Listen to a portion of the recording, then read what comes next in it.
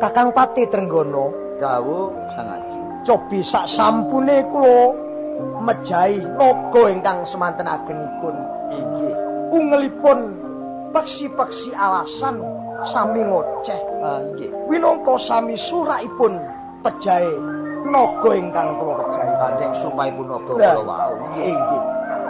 Pancen menawi mirengaken dawuh pengendinganipun sesepuh lelampah wonten ing wana menika kedah sak sampunipun lingsiri Sang Hyang Bagaskara. Lajeng kersanipun Sang Aji dos pundi menika? Nah, ing sak sampunipun kula mejahi naga ingkang semanten agenipun nggih. Biasanipun kula lak mboten nate ngelih. Oh, ngaten iki. Sak menika raosipun kok ngelak sanget. Lan madaran kula kok tansah ngelih sanget.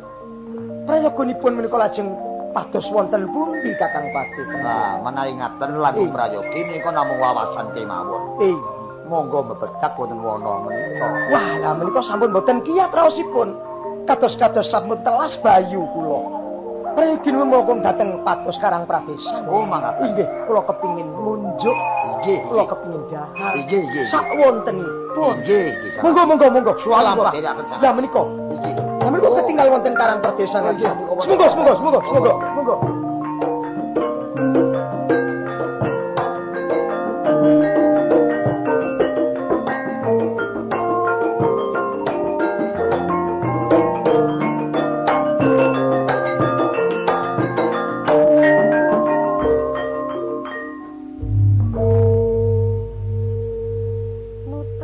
Gak mari-mari, mbok iki nandi nak ngono. Pitike yo nakal-nakal, wis ditata-tata, dicucuki ae. Korat-karit kabeh. Monggo. Oh nggih. Sampeyan sinten? Kula nggih biasa kemawon saitiyangipun. Oh nggih. Nggih. Menika ngaten lho. Suwan kula mriki menika mboten piyambakan. Kalian sinten? Kalian Gusti Sang Aji. Menika Gusti Aji. Inggih. Aku Cahayu. Pangapunten Gusti. Ora apa-apa, aku ora paring pidana marang kowe, mung aku saperlu pancen kepingin kaya ngopo nasibe wong Karang Pradesan ing jajahan iki. Nggih kados ngaten menika, saben dinten nggih gentang nggih dateng saben. Heeh, syukur yen bisa olah kridaning tetanen ben bisa makmur ya. Nggih Iki Gusti. ngene Cahayu. Kados pundi Gusti? Ya ora ana perlu apa-apa, mung saperlu sepisan aku ndeleng Karang Pradesan iki sajak rame. Olah kridaning tetanen ya wis apik. Oh iya, kowe sapa asmane? Kula Andong Sari. Oh, Andong Sari. Nggih, Gusti. Iya. Ngene, Nduk, kowe rak mesti ora ewuh ya. Aku arep nyuwun banyu. Nyuwun toya? Ya, banyu putih wae sak gelas wae. Nggih, kangge Toya ngunjuk. pecak Gusti. Wonten Gusti. Iya. Mangke rumiyin nggih. Aku ndetake ya.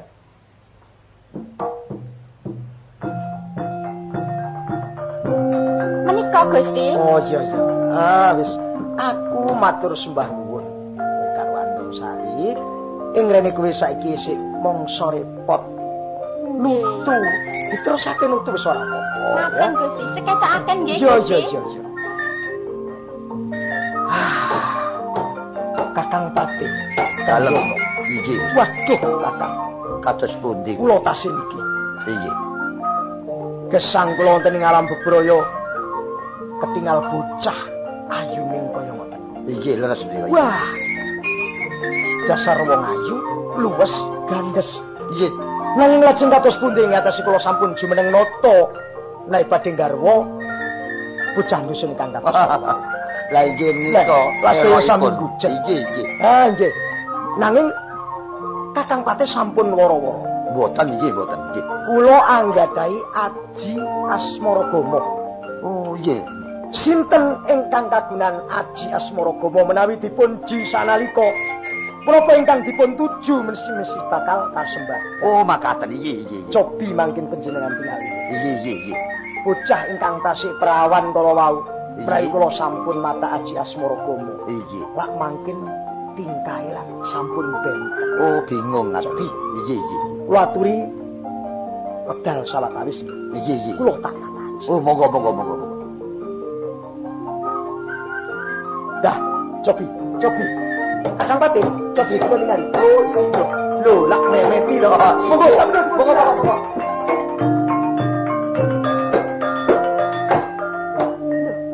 Mandi Gusti Aji Saka mon. Lah ya wong mule kok gak pamitan sakwise njaluk banyu. Lho, pitik kok nututi. Lapo pitik kok? Lho nyucuki apa? Tak deloke. Lho, kok mumet-mumet. Lho, ndok pitike. Lho, ndoke gedene tak jupuke ndoke. Emane rek ndoke iki. Jajal tak bekeke nggone pedaringan ndok iki eman-eman. Lho. Lah iya, sakwise ndok tak dekek nggone pedaringan kok berase terus bak. Jajal tak liye maneh ndok iki. Tak dekeke nang lombong ae.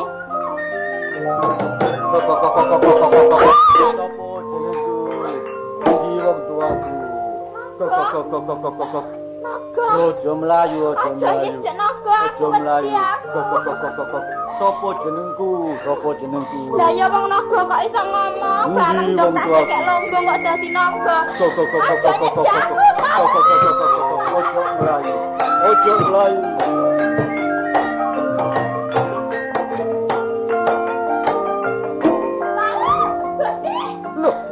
Ngopo, Nduk? Jane ngopo, Cahayu? Kula nyuwun tolong kula diuber-uber kali naga, Gusti. Lho, enek naga. Nggih, naga tanget yang sepuh lah kula mboten ngertos. Sumingkira. Mandek dhisik, mandek sak. Sopo jenengku? Endi wong tuaku? Oh. Wis salah sijining satu kang bisa tata jalma. Iya. Kowe parep nadah tolo mangsa bocah kuwi. Enggak, aku perlu takon. Panjen bocah mlayu dhewe. Ya iki sapa jenengku? Endi wong tuaku lanang lan wadon? Oh, iya yen kowe takon wong tuamu lanang lan wadon, ya wis ngerti aku. Aku gelem duduhi wong tuamu lanang lan wadon ngendi dununge. Nanging kabeneran, sabalike aku ya arep nyuwun tolong marang kowe. Iya. Yen kowe duwe sanggup arep ketulung aku gelem duduhi sapa estine wong tuamu lanang lan wadon. Sanggup? Iya. Apa sing dadi perintahmu mesti aku? Yen wis kowe duwe kesanggupan, ing dina iki bakal tak wenehi trenger ing rene kowe nyuwun asma ya. Sapa? Kowe tak paringi jeneng Nagalinglung. Dadi jenengku dina iki Nagalinglung. Ya, Nagalinglung. Iya. Nagalinglung iki ngene. Ing Samudra Kidul iku ana salah sijining bajul putih kang anggegirisi. Sok-sok agawe todah tala manungsa ing karang perdesan. Mula sangka kuwi sing tak jaluk supaya kowe bisa mateni bajul putih ing Samudra Kidul. Yen wis kowe bisa mateni bajul putih, kowe enggal baliya bakal tak dudu sapa saktenane wong tuamu lanang lan wadon. Apa bener kaya ngono? Iya, Aja nyidrani apa sing dadi kekarepanmu. aku ora bakal cidra karo kowe. Yo, dina iki tak lakonane. Pangestune. Iya, tak pangestuni. Among Sari, Nggih, Gusti. ing desamu wis ora ana apa-apa, saiki wis aman. Ya nagane wis ora ana. Mboten wangsul malih mengke nagane. Ora bakal bali yen bali rak ya aku to musuhe. Nggih matur nuwun sanget nggih Gusti. Saiki kowe bali ya. Ngaten Gusti, nyuwun pamit nggih. Iya, tak pangestuni kowe. Kakang Trenggono, Dawuh, mboten lidok. inggih leres priyos. Iko lak eling. Sampun. Waktu kula mata aji Asmaragama napa sakniki kedadeane? Nggih, naga kala wae. Lah nggih naga kala wae kang dipun cucuk pitik inggih menika aji Asmaragama. Lah iki kok sak meniwa dipun tilar. Suwali lho derek.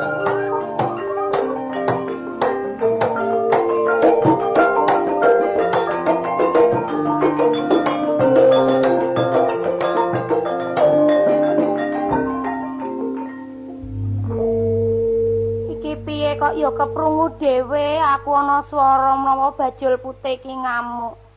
Yen ana kejadian kaya ngene iki terus piye? Yen diumbar-umbar malah kaya ngene iki kejadian bingung tenan aku.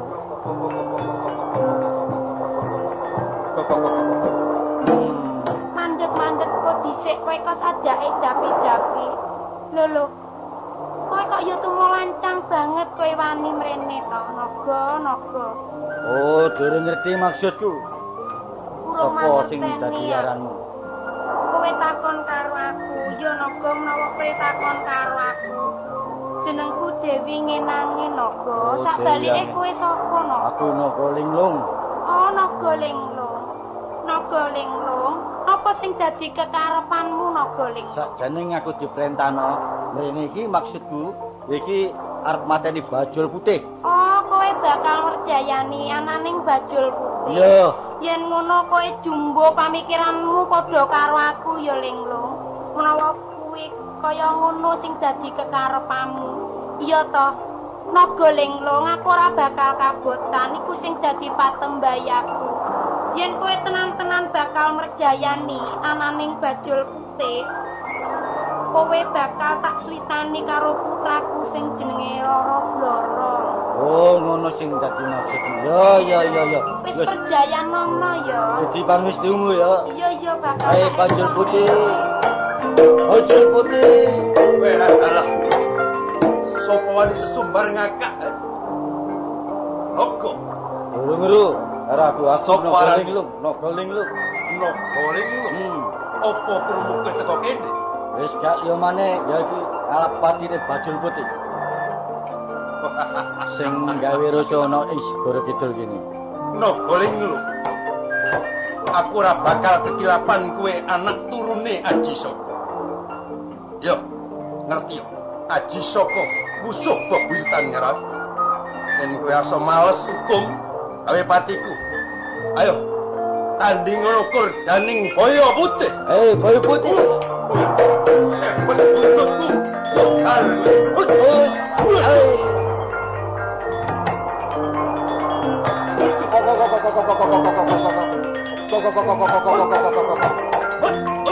Aduh, lu kenapa?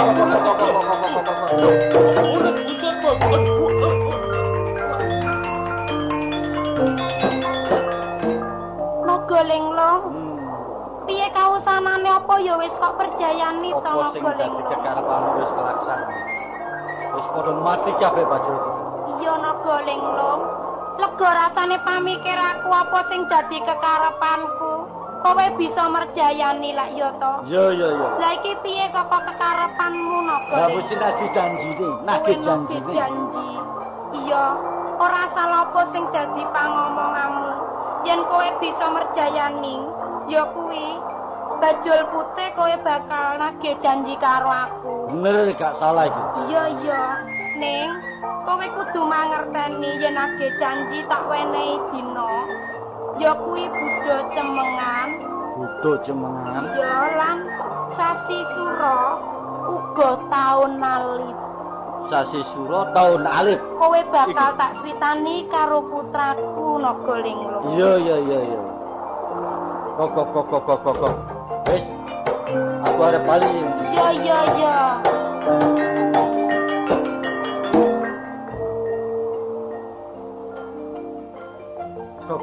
Naga Linglung kok wis tuka kowe? Wis apa sing dadi perintahmu wis tak laksanakan. Bajul putih wis mati. Wis mati. Syukur bejo sewu kumayangan penayungan dewa kang linuwih. Yo yen pancen ngono kowe tetulung marang pepodo apik ya. Lah ndi Najan wong kowe tuaku saiki? Oh iya. Sepisan maneh aku nyuwun tulung karo kowe. Aku bakal bisa nduduli marang kowe. Sik njaluk tolong man. Iya, mung kari siji. Kowe saiki budhal menyang ing Randu Wangkang. Tampa menyang kono. Randu Wangkang. Iya. Mung janjine yen wis ketapa eneng ing Randu Wangkang. Ing salah sijining guwa kuwi ora kena kowe pisan-pisan obah lan metu saka ing guwa Randu Wangkang. Aja pisan-pisan gugur yen ora aku sing gugurake, aja pisan-pisan kowe mangan yen ora aku sing maringi pangan. Yen wis tapa nang kono, apa kirane bisa ketemu karo wong tuaku? Yo, aku bakal metuke kowe, anakku bakal menehi weruh kamu lanang lan wadon. Apa sing dadi kekarepanmu aku bisa? Yo enggal budal lho. Iki pangestumu. Yo, tak pangestu.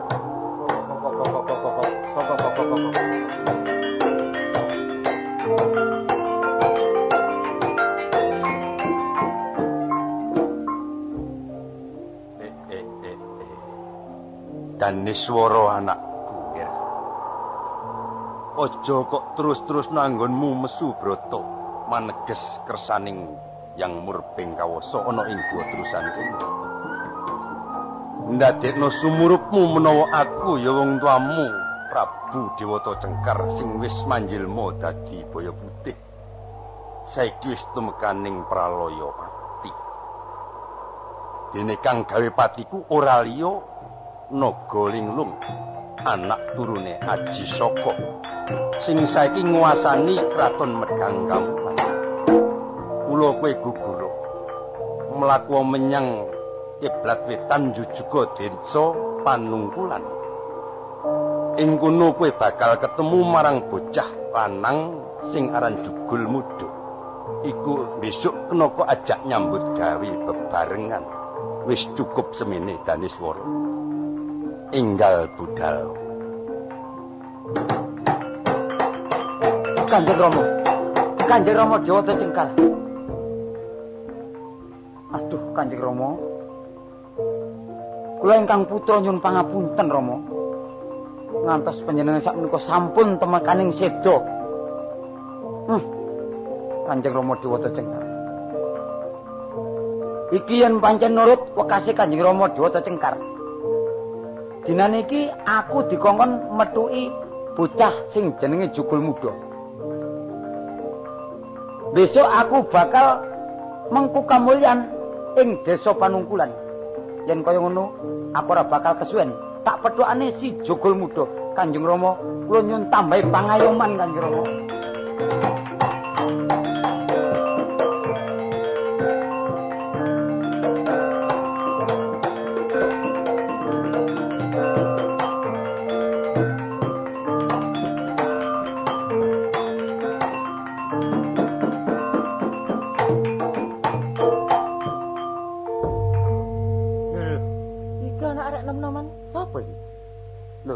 Lah sebalike sapa kon? Oh, kon takon jenengku?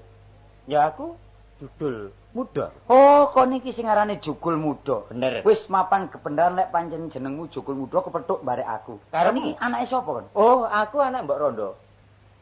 Ini lho, kromo aku. Lah desamu? Kon takon desane pisan. Kon nak karo Pamungkulan aku. Oh, desamu Panungkulan. Bener. Kenalno ya? Aku Daniswara. Sangka ndi ya? Aku teko Gua Terusan. Adoh teko Gua Terusan sampe mlaku ngulon. Wis kebenaran saiki kepethuk barek awakmu. Pancen sing tak golek iki Jugul Muda ya kon iki. Oh, iya. Karepmu? Nek wis kaya ngono, ayo tak jak bebarengan. Saiki mertopo ana cangape Segara Kidul. Ngono ta? Besok lek pancen wis bakal trima, aku lan awakmu bakal kepenak uripmu. Lah ngono, ayo aja kesuwen. Ayo diterusno nang Segara Kidul. Dadi awakmu gak kabotan. Gak. Ayo Jugul Muda. Ayo tutno aku saiki nang Segara Kidul.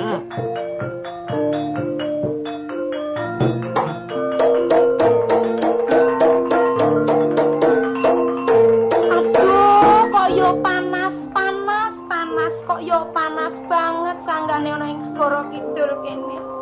Tobat napa to biyung. Lho, iki kok ana putri ayu rupane nang tengah segara iki sapa kok? Iya mandeg-mandeg sauntara Kisana.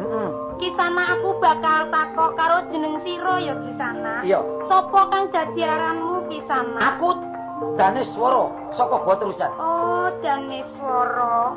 Kaperluanmu nganti saka ing Segara Kidul kene kaperluan apa to Daniswara? Aku arep mertopo nok cangape Segara Kidul mung kepingin kamulyan. Kowe bakal topo. Aja mbok bacut-bacutake yen iso kowe topo ana ing sajroning Segara Kidul kene. Awit topo sadurunge kowe iki topo ana ing sajroning Segara Kidul kene. Banyu Segara Kidul iki umep panase kaya ngene gawe susah liyan. Menawa kowe kedadian topo ing kene, kowe bakal mateni nasibe kawula cilik sing ana ing kene ora bisa ndelek pangan. Awit topo iki wis ora bisa wong ndelek iwak. Kanan kowe topo ana ing sajroning Segara Kidul kene. Mengko dhisik. Kok wani menggak-menggak apa sing dadi karepku iki? Kon iki sapa? Kowe takon karo aku Daniswara. Aku Dewi Ngenangin Daniswara. Oh, Dewi Ngenangin. Ngene Dewi Ngenangin. Nek pancen kekarepmu koyo ngono, aku ya gelem. Aku gak topo nek cangape Segara Kidul, cuma penjalukku turutono. Apa sing dadi penjalukmu Daniswara? aku bakal nyusun kekuatan ana desa Panungkulan ngedekno kraton kok kono.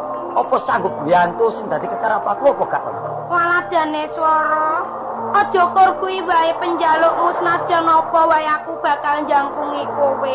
Ning aku janji karo kowe, yen aku bisa nuruti apa sing dadi kekarepanmu, ning aku kudu kok pek bojo lho Daneswara. Oh, dadi kepengin tak rapi. Iya Daneswara. Cuma janjimu kudu mbok eling-eling.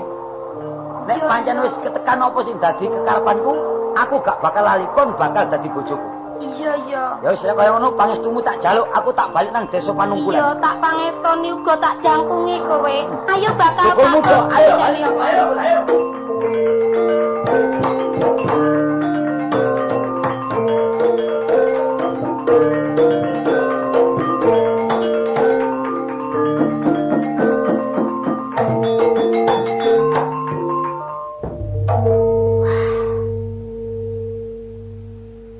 Madet dadi ratu lan pepatihku tansah aguyub rukun datan ana salah sijining alangan apa-apa. Gusti, dalem ingkang sowan, Gusti. Oh, Kakang Patih Trenggono. Kasinggihan, Gusti. Badhe wonten perlu apa gita-gita? Nggih, nyadong duka kemawon. Nggih. Sebab menika kula sampun mireng kabar menawi Naga Linglung menika sampun sedo. Oh, Naga Linglung pejah. Nggih. Inggih sampun kaget. Nggih. Pancen menika kula ingkang ngutus sedaya para kawula. Nggih. Sebab menawi mboten dipun pejahi Kakang Patih Trenggono, Nggih. lajeng kawula sedaya sami telas. Oh, nggih. Nggih, Gusti. Amit. Sinten nika, Gusti? Sopo? Sak tekaku awakmu kaget sebab durung ngerti sapa aku. Iya, sapa kowe Cah Bagus? Aku Daneswara.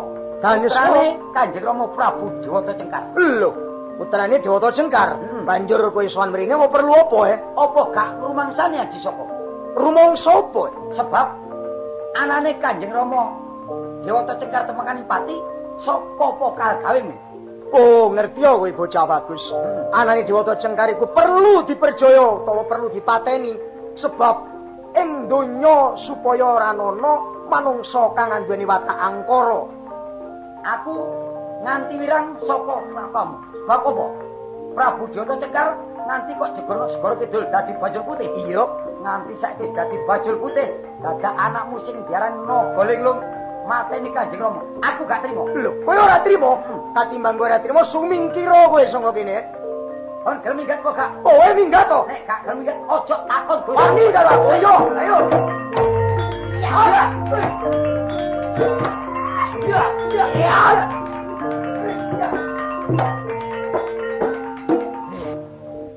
Bocah sik durung pupuk lempoyangi kok malah duweni kasekten kang koyo ngono. Yo, Aji Saka aja ditandingi le. Yo. Mata Aji. Prayogane bocah iki tak kanyut wae. Lahar!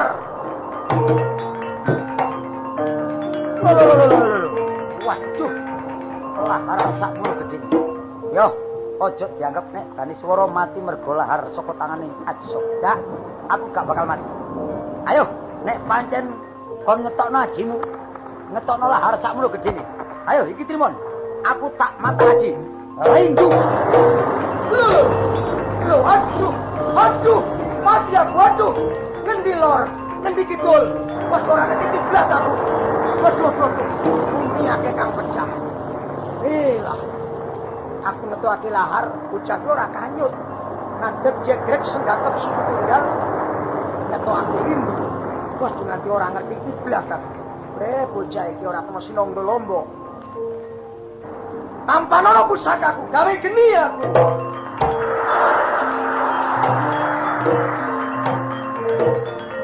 Loh, waduh. Geni sak lumbung Bandung gedene. Yo, aku gak bakal mundur. Iki genine Aji Saka. Ayo, Trimon. Aku tak mata Aji. Udan.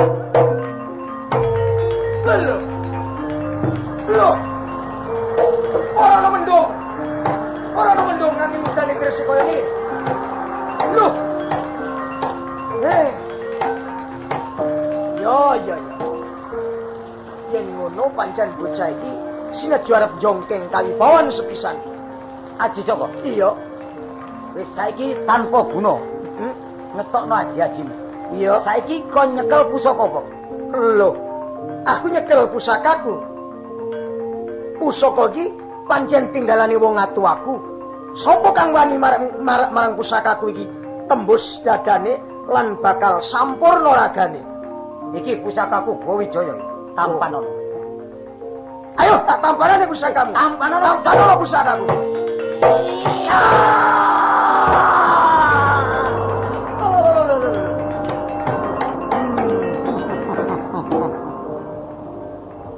Aji Saka tak uncalno. Saut glodok ilang sak menungsane. Tak bakal balik maneh Aji Saka. Ayo, nek pancen kon wong sekti balik Aji Saka. Iki dane swara putrane Kanjeng Rama Prabu Dewata Cengkar. Wong cilik kabeh. Lan Saksenono Kakang Jukul Muga. Aku bareng madeg dadi ratu ana panungkulan kang dijuluk Prabu Sri Mahapunggung Diningrat. Saiki aku bakal nguasani Mendhang Kamulan. Tapi gak tak pancetno kraton Mendhang Kamulan. Bakal taklih nang kulone pasar desa Pangramesan Diningrat. Aku bakal jejuluk Prabu Kaskaya Sri Mahapunggung Diningrat. Ayo, padha sae saka kapti ngelih kraton.